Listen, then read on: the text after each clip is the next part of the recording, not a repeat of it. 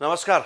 5 जने के इस डिजिटल मंच पर आप सभी का स्वागत है। मैं राज चावला और आज हम बात करने यहां आए हैं क्रिकेट के, जी हां, T20 वर्ल्ड कप, और जिसमें आज पर्थ में भारत के लिए अग्निपथ जैसा, सामने अग्नि परीक्षा जैसी स्थिति आने वाली, क्योंकि एक बहुत ही मुश्किल, एक टफ टीम के साथ मुकाबला होगा। इससे पहले भी 2 मैच हुए भारत के, उसमें भी मुकाबला अच्छा, पाकिस्तान के साथ पहला मुकाबला दमदार रहा, लेकिन आज दक्षिण अफ्रीका के साथ पर्थ की तेज विकेट पर यह शानदार मुकाबला होने जा रहा है। और इसीलिए हम कह रहे हैं पर्थ में भारत का अग्निपथ।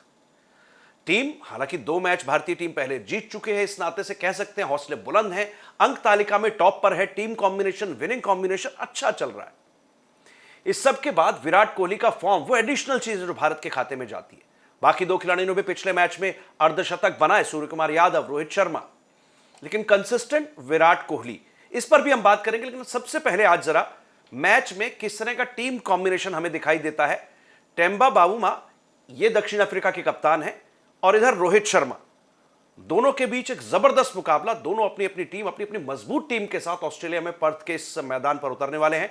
हमारे साथ हमारे क्रिकेट विशेषज्ञ प्रवीण सिन्हा जी इस वक्त स्टूडियो में, बहुत बहुत स्वागत है प्रवीण जी। थैंक यू राज। इस मैच को, पहले 2 मैच हुए, हमने देखा अच्छे मैच रहे। पाकिस्तान से आप बहुत मुश्किल मैच रहा, फिर भी आप जीते। ये मैच आप कितना मुश्किल देखते हैं? दक्षिण अफ्रीका, कई सारे कॉम्बिनेशंस हम बता सकते हैं, लेकिन सिर्फ कल के मैच पर अगर फोकस करें, कल के पिच पर फोकस करें, टीम किस तरह की है, हालिया परफॉर्मेंस दक्षिण अफ्रीका के भी इस T20 के टूर्नामेंट में, जो वर्ल्ड कप जिसे हम कह रहे हैं, इसमें किस तरह की रही है और क्या बताता है? राज, ये बहुत मज़ेदार मुकाबला होना चाहिए, क्योंकि देखो आप, सबसे बड़ी बात ये है कि आपने शुरुआत की है पाकिस्तान जैसी एक कद्दावर टीम को हराकर। मतलब बहुत संघर्ष करती है वो, उसको इजीली कभी भी कोई हराने को नहीं सोच सकता है। साउथ अफ्रीका की शुरुआत इन्होंने, ठीक है, मतलब पहला ही मैच इनका धुल गया जिम्बाब्वे से। फिर सेकंड मैच में इन्होंने हराया जरूर बांग्लादेश को, लेकिन सच ये है कि जिस तरह से हम भारतीय सोच रहे हैं राज, हमारा पाकिस्तान के खिलाफ एक टफ मैच जा चुका है। सेकंड मैच नीदरलैंड हम लोग आशातीत प्रदर्शन करके जीत चुके हैं। अब जो है देखा जाए तो इस ग्रुप में, अपने ग्रुप में जो सबसे टफ मैच बचा हुआ है वो आज का मैच होगा, साउथ अफ्रीका बनाम भारत। तो भारत के लिहाज से ये मैच बहुत टफ होने जा रहा है और इसको इजीली कतई नहीं लेंगी टीम। मतलब वही वाली बात है कि वर्ल्ड कप खेल रहे हो आप, तो इसको हल्के तौर पे तो किसी को ले ही नहीं सकते। लेकिन साउथ अफ्रीका के खिलाफ आप खेलने जा रहे हैं पर्थ में।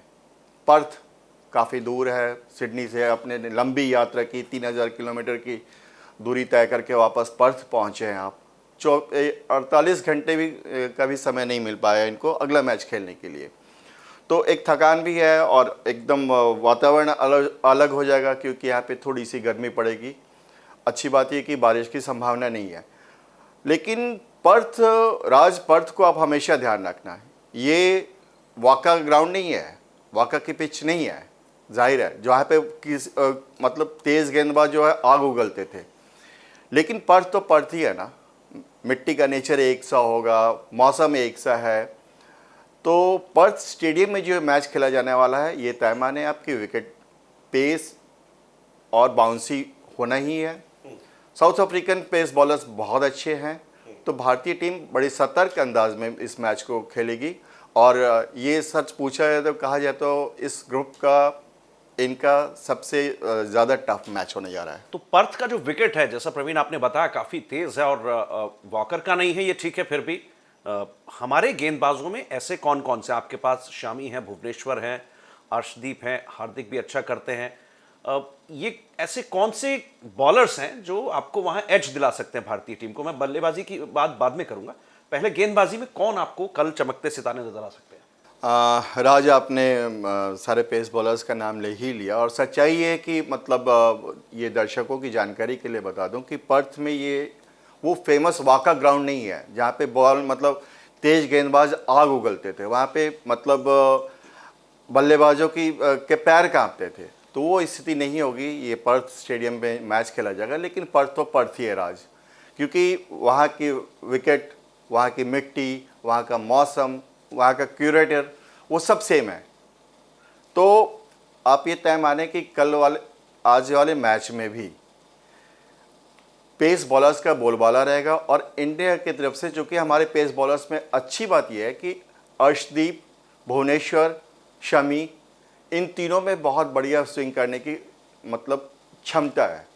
तो ये साउथ अफ्रीकन बैट्समैन के लिए बहुत इजी नहीं होने जा रहा है, क्योंकि south African basically fast ball को खेलना वो लोग पसंद करते हैं। लेकिन यहाँ पे पेस इतनी ज़्यादा नहीं होगी गति, लेकिन जब बॉल स्विंग करेगी तो वो उनके लिए थोड़ी परेशानी का सबब बन सकता है। तो इस लिहाज से आप ये माने कि हमारे 3 स्विंग बॉलर्स बहुत अच्छा कर सकते हैं। प्लस अच्छी बात ये कि वर्ल्ड के शायद नंबर 1 ऑलराउंडर हैं हार्दिक पांड्या। उनकी जब पेस बॉल, ये तेज गेंद उछाल लेते हुए जब कान के पास से गुजरेगी विपक्षी बैट्समैन के, तो देखने में मज़ा आएगा। और आज के मैच की हमारी सबसे बड़ी ताकत ही ये पेस बॉलर्स होंगे। तो ये पेस बॉलर्स दक्षिण अफ्रीका की तरफ से भी होंगे, ऐसे कौन से वहां से नाम आपको समझ में आते हैं जो चुनौती पेश करेंगे रोहित शर्मा इन टीम के लिए? कगिसो रबाडा हैं, लुंगी एंगिडी हैं, उसके अलावा अब ये नोक्जे जो दिल्ली कैपिटल्स की ओर से खेलते हैं, इनमें पेस बहुत ज़्यादा है राज।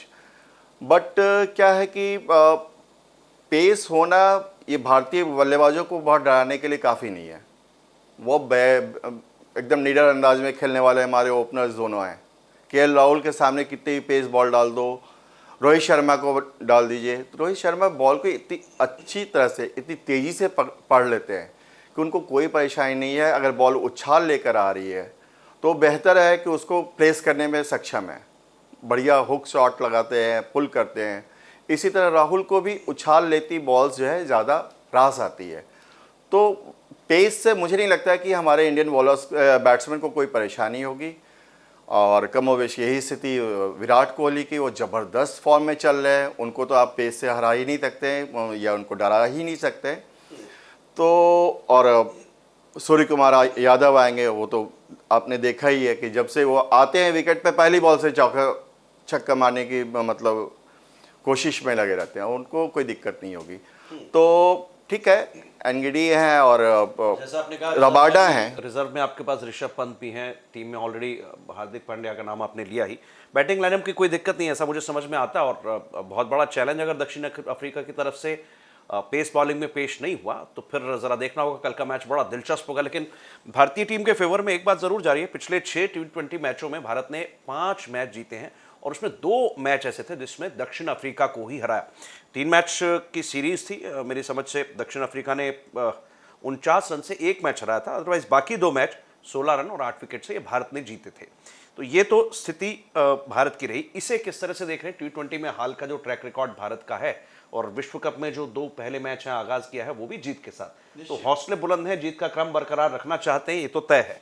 जाहिर है ऊपर होगा, जाहिर है राजेश, में कहीं कोई शक वाली बात नहीं है। क्योंकि हम लोगों ने पहले भी बात की इस मुद्दे पे कि वर्ल्ड कप की जो तैयारी की जाती है, सारी टीम्स अपने अपने में मतलब बिजी शेड्यूल था उनका, तो भारतीय टीम ने बड़ी सलीके से तैयारी की है। इन्होंने अपने घर पे आमंत्रित किया एशिया कप में, जिसमें विराट कोहली फॉर्म में आए थे, सेंचुरी मारी थी उन्होंने अफगानिस्तान के खिलाफ।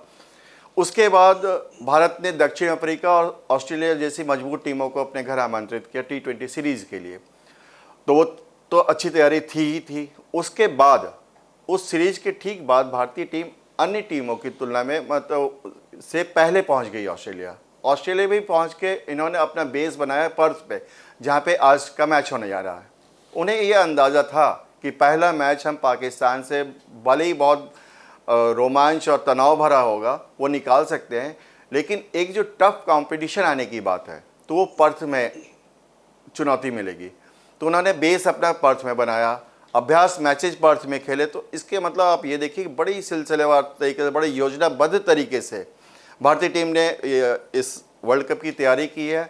और शायद इसलिए मतलब आप कहेंगे कि जल्दबाजी वाली बात होगी, लेकिन टॉप कंटेंडर्स में भारत का नाम आ जा रहा है। टॉप कंटेंडर तो है वो, अगर अंक तालिका पर भी मैं बाद में बात करूंगा वो बताएंगे, टॉप में तो है ही। और नंबर 2 पे साउथ अफ्रीका है, बाकी नंबर 3 पे जिम्बाब्वे है, फिर बांग्लादेश का नंबर आता है, पाकिस्तान और नीदरलैंड। ये ग्रुप है, ग्रुप 2। लेकिन इस सारे मैचों से पहले भी घरेलू मोर्चों पर विराट कोहली के फॉर्म को लेकर बड़ी सारी बातें हुई।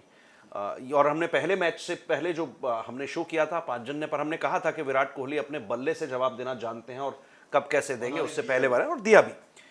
फिर मुझे लगता है आलोचनाएं बंद नहीं हुई, कुछ लोग अभी भी ऐसा कह रहे हैं। मुझे इस नाते से लगा कि कभी विराट कोहली पर अगर बात करें तो एक छोटा सा जरा T20 मुकाबलों का रिकॉर्ड है विराट का, वो मुझे लगता है दर्शकों को सुनना चाहिए। 11 मैच पिछले उन्होंने अगर T20 के खेले तो 5 में वो नाबाद रहे हैं, 513 रन बनाए हैं, 122 उनका हाई स्कोर रहा है। इसमें से 11 में से 8 मैच जो हैं विराट कोहली की मौजूदगी में जीते गए और उन 8 मैचों में विराट कोहली का औसत 150 के ऊपर रहा, और जो हारे 3 उनमें विराट का औसत 20। तो क्या इससे ये भी कह सकते हैं प्रवीण कि जिस मैच में विराट नहीं चले टीम इंडिया हार गई, इसको देख करके तो ये लगता है? और क्या राज, इसमें कहीं कोई शक वाली बात नहीं है। पहले तो मैं ये क्लियर कर दूं कि जितने लोग मतलब आलोचना कर रहे थे, मतलब लगता था जैसे हाथ धोकर पीछे पड़े कि नहीं जी विराट के सिलेक्शन बनता नहीं है, विराट की जगह नहीं बनती है, वर्ल्ड कप अगर आप जीतने जा रहे हो तो ऐसे प्लेयर को ले जाने की जरूरत नहीं है। मुझे समझ में बात नहीं आती है राज, ये क्या हो रहा था, क्या हो रहा था? ये लग रहा था जैसे एक एजेंडा चल रहा हो, मतलब किसी भी कीमत में विराट कोहली को बाहर कर दो। विराट कोहली एक प्लेयर के तौर पर कि कभी भी उनको नकारा नहीं जा सकता है, उनकी प्रतिभा को नहीं नकार सकते आप कतई।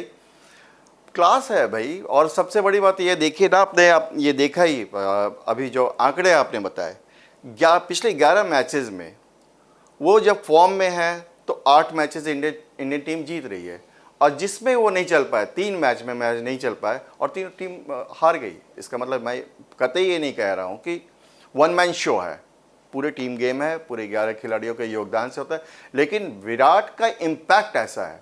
विराट जब जब चलेंगे, जब जब वो टीम को एक उन्होंने अच्छी शुरुआत दी या एक मजबूत प्लेटफॉर्म दिया तो भारतीय टीम जीतने में सफल रही है।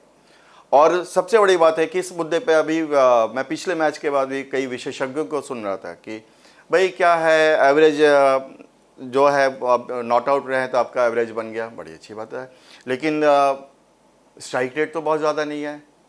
राज ये बताओ कि 147 का स्ट्राइक रेट कब खराब होता है भाई? किस तरह से आप कोई कह सकता है कि 147 का टोटल इनका चल रहा है स्ट्राइक रेट अभी, प्लस जब मैचेज इंडिया ने जीते हैं तो 154 का ये चल रहा है स्ट्राइक रेट। अगर सारे रन विराट कोहली को ही बनाने हैं तब तो आप कह सकते हो नहीं जी 154 बहुत ज़्यादा तो है नहीं, लेकिन आप जब एक प्लेटफॉर्म तैयार करके देते हैं तो टीम उसी क्रम को आगे बढ़ाते हुए अक्सर 200 के करीब, 200 के पार स्कोर ले जाने में सफल रही है। तो विराट एक इम्पैक्ट प्लेयर है। विराट जब जब चले हैं तब तब टीम का भला हुआ है, तब तब टीम जीती है, और ठीक ऐसा ही उन्होंने शुरुआती 2 मैचेस में दिखाया भी है। तो मैं तो बस उन आलोचना करने वालों को बस प्रणाम करता हूँ। बिल्कुल आपने ठीक है, पहला मैच तो लगता है जैसा पाकिस्तान के साथ जो डू और डाई वाला मैच जिसमें इतनी भावनाओं का ज्वार होता है और दोनों तरफ होता है, वो मैच अकेले विराट कोहली अपने दम पर, अपनी समझ पर, अपनी रणनीतिक जिसको कहते हैं समझदारी के बूते वो किस तरह से मैच निकाल लाए थे आखिरी गेंद तक, और वो गेंदों को पढ़ना, अंपायर के डिसीजंस को आपने कहना और उसके लिए अपील करना, वो सब उस समय बल्लेबाजी करते वो सब वो कर रहे थे। राज में एक बड़ा दिलचस्प आंकड़ा है कि विराट ने उस पारी में 82 रन की पारी में पाकिस्तान के खिलाफ पहले 25 रन बनाने के लिए 28 बॉल उन्होंने खर्च किए। बहुत लोग परेशान थे, कमेंटेटर्स भी परेशान थे कि क्या स्पीड है इसमें, तो टीम का कुछ भी नहीं होना है भला, और काफ़ी लोगों ने मान लिया था कि अब टीम की हार तय है। लेकिन अगले 52 रन उन्होंने 57 रन, माफ़ कीजिएगा, अगले 57 रन उन्होंने महज 25 गेंदों में बनाए। मायने रखता है बॉस, 230 240 का एवरेज से फिर स्ट्राइक रेट से आप मारें करेंगे तो राउफ को जो 2 छक्के लगे थे राउफ के ओवरों में, वो शायद टर्निंग पॉइंट था। पाकिस्तानी टीम वहीं पे हार मान चुकी थी क्योंकि उनको पता था कि लास्ट ओवर जो आ रहा है वो हल्का बॉलर कर रहा है, और विराट उस जिस मूड में दिख रहे थे, जिस लय में दिख रहे थे, जिस तरह से वो शॉट्स खेल रहे थे, वो 16 रन आसानी से बना लेंगे, और ऐसा ही हुआ। तो विराट की खेल की गति, स्ट्राइक रेट, क्लास, इस पे बात करने का मतलब कोई तुक नहीं रह जाता है कि उनको क्यों नहीं होना चाहिए। सच्चाई ये है कि उनके बगैर टीम की कल्पना ही नहीं की जा सकती अभी। आपने ठीक कहा, इसीलिए हमने इसका नाम भी रखा कि T20 का विराट भारत के लिए बड़ा संभल है। विराट कोहली का फॉर्म, कमाल के कोहली भी हम कई बार कहते हैं, नाम कुछ भी दे दीजिए लेकिन सही है कोहली आज की डेट में अजय स्तंभ की तरह भारतीय टीम के साथ खड़े हैं, इसमें कोई दो राय नहीं। और आलोचना करने वालों के लिए मुझे लगता है कि एक बात और बड़ी इंटरेस्टिंग जाननी चाहिए, कोहली के बल्ले को के बाद, परफॉर्मेंस के बाद, या जो स्टैट्स हमने दिखाया अभी, उसको कितना समझ पाएंगे। पर एक बात इंटरेस्टिंग समझ लें, बाबर आजम अगर पाकिस्तान अभी मैच हार कर गए तो ये जिम्बाब्वे के मैच के बाद की बात है, और वहाँ उन्होंने पाकिस्तानी सोशल मीडिया पे जिस तरह से ट्रोल किया गया, उसमें एक बड़ी इंपॉर्टेंट बात थी, और मुझे लगता है विराट कोहली के आलोचक इसे सुनकर बड़े खुश होंगे। वो बात ये थी कि और विराट कोहली से कंपैरिजन करने की जरूरत क्या थी तुम्हें, और वन विराट कोहली, ये ट्रोलिंग में उन्हें कहा गया। बाबर आजम सिर्फ 4 रन पर आउट हुए थे जिम्बाब्वे वाले मैच में, हमें अच्छी तरह से याद। तो इस तरह से उनकी जो ट्रोलिंग हो रही है। और अंक तालिका में भी पाकिस्तान की हालत क्या है, मुझे लगता है एक बार अंक तालिका को भी जरा देख ले। ये हमारा ग्रुप 2 है, जिसमें इस समय तक की जो स्थिति है, भारत 2 मैच खेलकर 2 जीत चुका है, 4 अंक के साथ टॉप पर है। दक्षिण अफ्रीका 2 मैच खेलकर उसके 3 अंक है, 1 मैच जीता है, 1 मैच बेनतीजा रहा है। वो थोड़ा आप एक्सप्लेन करेंगे भी उसको। और जिम्बाब्वे का भी लगभग यही स्थिति है, 2 मैच में 1 जीता, 1 बेनतीजा और 3 अंक के साथ। फिर इसके नीचे बांग्लादेश, इसने 2 मैच खेले हैं, 1 मैच वो जीत पाया है, 2 अंक सिर्फ उनके हैं। और पाकिस्तान 2 में से 1 भी नहीं जीता, नीदरलैंड 2 में से 1 भी नहीं जीता। ये है अंक तालिका। क्या बताती है अंक तालिका साहब, क्योंकि अभी बहुत जल्दी मुझे लगता है 27वां 28वां मैच शायद हुआ है। लेकिन आप ये देखो ना, ग्रुप में 5-5 मैचेस खेलने हैं राज सबको, हर टीम्स को, उसमें 2-2 मैचेस हो गए हैं, कल 3 मैच हो जाएंगे आज के बाद। तो भारतीय टीम अच्छी स्थिति में है, चूँकि उन्होंने पाकिस्तान को हराकर एक लय हासिल की है, उनका मनोबल बढ़ा है, उन्होंने बहुत अच्छी शुरुआत की है। और मैंने पहले भी कहा था अभी कि अभी दबाव जितना इंडिया पे नहीं है, उससे कहीं ज़्यादा दबाव साउथ अफ्रीका पे होगा, क्योंकि हम लोग के सामने एक जो है मुश्किल है वो ये है कि पर्थ की तेज़ विकेट पर उनके तेज़ बॉलर बड़े घातक होंगे, जिनको झेलने में, उनको खेलने में हमारे सारे बैट्समैन वो सक्षम हैं। लेकिन साउथ अफ्रीका के लिए मुश्किल ये है कि जिम्बाब्वे के खिलाफ उनका मैच धुल गया था, बांग्लादेश के खिलाफ उन्होंने अच्छी शानदार जीत दर्ज की, नो डाउट, बट अब उनको अभी भी भारत, पाकिस्तान और बांग्लादेश, नीदरलैंड से मैचेस खेलने हैं। तो उनके लिए 2 टफ मैचेस हैं। और जिस तरह से भारतीय टीम जिस लय में चल रही है, जिस तरह से बल्लेबाज और गेंदबाज फॉर्म में चल रहे हैं, उस कंडीशन में साउथ अफ्रीकन टीम पे कहीं ज़्यादा दबाव होगा। और इस अंक तालिका को जो आपने बात की थी, जिम्बाब्वे ने बड़ा रोचक बना दिया है। पहला मैच उनका साउथ अफ्रीका के अगेंस्ट, जिसमें वो अंक खो सकते थे, बारिश की वजह से 1 अंक मिल गया उनका। उसके बाद उन्होंने बहुत भारी उलटफेर करते हुए पाकिस्तान को शिकस्त दी है। पाकिस्तान को हराते ही उनके पास ये समझिए बोनस पॉइंट आ गया, ठीक है। अब वो अगर भारत और साउथ अफ्रीका से हार भी जाते हैं तो बांग्लादेश को हराने को सोच सकते हैं, क्योंकि उन्होंने वाकई दिखाया बड़े प्रोफेशनल पेशेवर अंदाज में। तो जिम्बाब्वे की टीम 3 अंकों के साथ, 2 मैच के बाद 3 अंकों के साथ अभी तीसरे नंबर पर है। साउथ अफ्रीका की भी यही स्थिति है, रन रेट में वो बेहतर चल रहे हैं, इसलिए दूसरे नंबर पे। लेकिन साउथ अफ्रीका और जिम्बाब्वे जैसे ही 1 मैच दोनों में से कोई टीम जीतती है अलग अलग अपने, क्योंकि साउथ अफ्रीका को खेलना है भारत से और जिम्बाब्वे का मैच होना है आगे, पाकिस्तान को हरा ही दिया है, बांग्लादेश और नीदरलैंड से भी होना है। तो ये दोनों मैच जीत सकते हैं ये लोग, जिम्बाब्वे की टीम। उस कंडीशन में पाकिस्तान के लिए बहुत मुश्किल हो जाएगा राज, और काफ़ी लोगों ने पहले ही से घोषणा कर दी कि पाकिस्तानी टीम हार कर बाहर हो गई। टेक्निकली अभी हार कर बाहर नहीं हुई है, लेकिन अगर अगले 3 मैचेस में जिम्बाब्वे 1-2 जीतने में सफल रहा तो विश्वास माने कि पाकिस्तान का भी ये बोरिया बिस्तर बन जाएगा और साउथ अफ्रीका पे भी खतरा आ जाएगा। हालत ये है पाकिस्तान की, वो सही है। पाजन्य के दर्शकों के लिए ये बात बहुत सिंपल शब्दों में यूँ कि पाकिस्तान अब अपने बूते तो कम से कम सेमीफाइनल में नहीं जा सकता, उसे दूसरी टीमों की हार जीत के ऊपर बहुत निर्भर रहना पड़ेगा। यानी वो भाग्य भरोसे है सर, पाकिस्तान अब राम भरोसे, ऐसा कह लीजिए आराम से। ये तो संभव ही नहीं है ना राज। देखो इंडियन टीम कोई मतलब जिस अंदाज में खेल रही है, मुझे नहीं लगता कि ये टीम अभी हारती दिख रही है। और लय को भी बरकरार रखना चाहेंगे, जीत के क्रम को भी बरकरार रखना चाहेंगे। उसके बाद जो आपने ये कही थी बात की, कहीं हम लोग जल्दबाजी तो नहीं कर रहे हैं सेमीफाइनल के लिए, लेकिन कल का मैच, अगर आज का मैच इंडिया जीतता है तो भारत वैसे भी सेमीफाइनल में। भारत के पास 3 मैच है, मुझे लगता है 3 में से कोई एक भी जीत जाए आराम से, और बहुत ज्यादा किसी टीम को अगर एज नहीं मिलती है तो भारत के पास काफी स्कोप है। भारत की चिंता नहीं है, चिंता दरअसल हम पाकिस्तान की भी कर रहे थे। नहीं, पाकिस्तान के लिए उनका भाग्य काफी हद तक तय हो चुका है राज। ठीक है, अब मुझे लगता है दर्शकों को ये बताना चाहिए कि अभी तक जो 2 मैच हुए हैं उसमें से 23 अक्टूबर को पाकिस्तान से जीते थे, 27 अक्टूबर को नीदरलैंड से आपने जीत हासिल की है, आज 30 अक्टूबर को आपका दक्षिण अफ्रीका से भारतीय टीम का मुकाबला है, और अगले 2 मैच 2 नवंबर और 6 नवंबर को बांग्लादेश और जिम्बाब्वे से होंगे। बांग्लादेश टीम भी भारत के सामने कोई आसानी से लेने वाली टीम नहीं है। एक समय था जब एक बहुत बड़े टूर्नामेंट में, वर्ल्ड कप में ही 2007 वर्ल्ड कप की आप बात कर रहे हैं, तो वो शायद चीजें भूलना नहीं चाहिए और सीख भी लेकर रखनी चाहिए। हल्की टीम को भी, नीदरलैंड भी हो तो बहुत सीरियसली मुझे लगता है कई बार लेना चाहिए। और उसके बाद जो मैच आने वाले हैं जो महत्वपूर्ण, जी आप कुछ कहना चाह रहे थे इसमें? मैं ये कह रहा था कि मतलब भारतीय टीम इसको हल्के तौर पे नहीं लेगी, लेकिन जो बांग्लादेश ने जब हराया था तो उनके स्पिनर्स ज़्यादा चले थे, बॉल विकेट पे बॉल अच्छा खासा टर्न ले रही थी, जिसकी वजह से हम लोग को हार का सामना करना पड़ा था, और वो बहुत पुरानी बात हो गई है।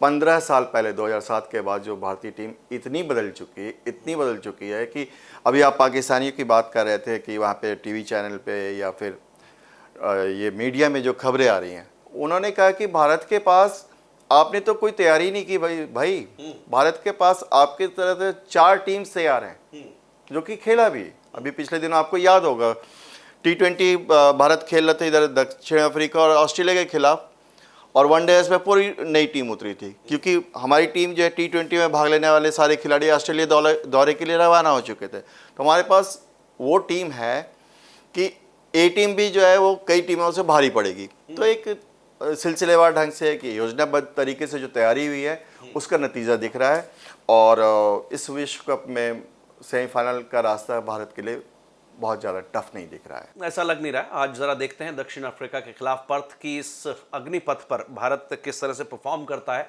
विराट कोहली ने दोनों मैचों में शानदार परफॉर्म किया। पिछले मैच में सूर्य कुमार यादव, रोहित शर्मा भी चले, और लगता है टीम सारी अच्छा मोमेंटम के साथ इस मैच में उतर रही है और जीत का एक, मुझे लगता है फिर एक हैट्रिक जीत की बनाने की कोशिश करेगी।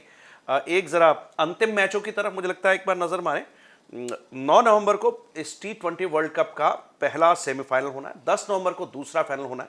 सेमीफाइनल इनके लिए रिजर्व डेज भी है मेरे ख्याल से, बीच में 11 और 12 शायद रखे हैं यदि मौसम कुछ करता है। हाँ, इधर सेमीफाइनल फाइनल मैचेस के लिए रिजर्व डे होंगे, लेकिन इधर ग्रुप मैचेस के लिए नहीं, जिसका कि खामियाजा खासकर ग्रुप 1 में बहुत ज़्यादा टीमों को भुगतना पड़ रहा है, और इधर भी साउथ अफ्रीका और जिम्बाब्वे के साथ ऐसा हुआ ही। साउथ अफ्रीका ने करीबन 1 अंक अपना गंवा दिया है। बहरहाल मैं दूसरी बात करना चाहता था, यहाँ पे एक जोड़ना चाहता था राज, कि पर्थ में जो मैचेस होने हैं अभी आपको ध्यान दिला दूं कि जिम्बाब्वे ने इसी मैदान पर पाकिस्तान को हराकर बड़ा उलटफेर किया था, तो यहाँ पे बहुत ज़्यादा स्कोर बना नहीं था। 130 के स्कोर को उन्होंने डिफेंड किया था, पाकिस्तान को हराया था। भारतीय टीम के पास इतने सशक्त बल्लेबाज हैं जो कि एक अच्छा खासा स्कोर खड़ा कर सकते हैं। उसके अलावा हमारे जो पेस बॉलर्स हैं वो कंटेन करने में सक्षम है अपनी स्विंग की बदौलत, जिसकी हम लोग बड़ी लंबी चर्चा कर भी चुके हैं। तो इस लिहाज से भारत का पलड़ा आज मुझे भारी नज़र आ रहा है कि हमारे बैट्समैन अच्छी फॉर्म में हैं, सिर्फ KL राहुल को छोड़कर। लेकिन फिर से वही वाली बात आती है कि इसी पर्थ के मैदान पे भारतीय टीम ने ज़्यादा समय गुजारा, उन्होंने अपना बेस कैंप बनाया था, तैयारियां यहीं की, वार्म अप मैचेस यहीं खेले, और दोनों ही वार्म अप मैचेस में KL राहुल चले थे।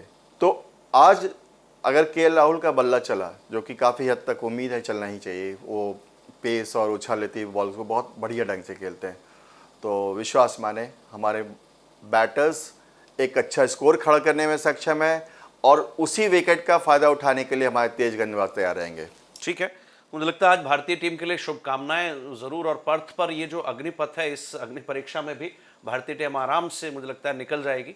दक्षिण अफ्रीका एक टफ टीम है, पिच जरा थोड़ा टफ रहेगी, लेकिन कुछ बातें ऐसी भी हैं जो भारत के लिए उसको एज दे रही है, भारतीय टीम को भारत के पक्ष में जा रही हैं। तो शुभकामनाएं रोहित शर्मा एंड कंपनी के लिए। और अंतिम जो मैच होना है जिसकी बात हम कर रहे थे, वो 13 नवंबर को इस T20 वर्ल्ड कप का फाइनल मैच होना है। पहल 5 जनने के दर्शकों से आज इस वार्ता में अभी इतना ही अनुमति चाहता हूं। प्रवीण सिन्हा जी, आपका बहुत बहुत धन्यवाद, वरिष्ठ पत्रकार, खेल विशेषज्ञ। और आज के लिए इतना ही। जल्द फिर क्रिकेट की अगली परीक्षाओं के साथ फिर आपके साथ जुड़ेंगे। नमस्कार।